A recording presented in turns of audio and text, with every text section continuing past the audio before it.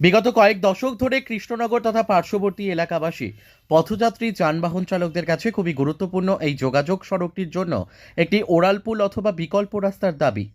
Vote আসে যায়, নেতাদের প্রতিশ্রুতি দেওয়ার পালা চলে, অবশেষে সব কোনো অজ্ঞাত কারণে সব ধামাচাপা পড়ে যায়।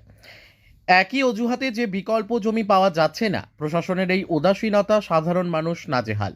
প্রায় এখানে দুর্ঘটনায় পড়ে পথযাত্রীরা।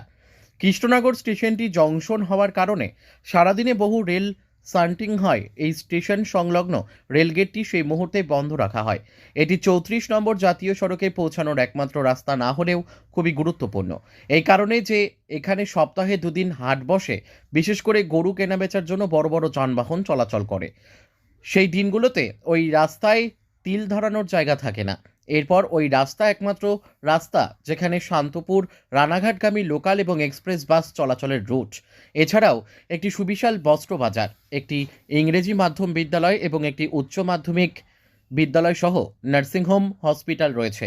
এই রেলপথটি ধরেই বহরমপুর লালগোলা প্যাসেঞ্জার ও মালবাহী ট্রেনগুলো আসা যাওয়া করে।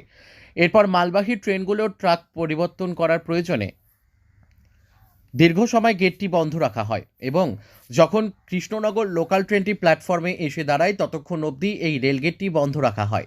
যেখানে বর্তমানে মানুষ খুবই ব্যস্ত, সে কারণে রেলগেট বন্ধ থাকা অবস্থায় আশেপাশের ফাঁকা জায়গা দিয়ে সাইকেল এবং পায়ে হেঁটে অনায়াসে ঢুকে পার হয়ে যায়। তাতে করে যে কোনো মুহূর্তে প্রাণের ঝুঁকি থেকেই যায়। এ বিষয়ে প্রশাসন এক প্রকার উদাস।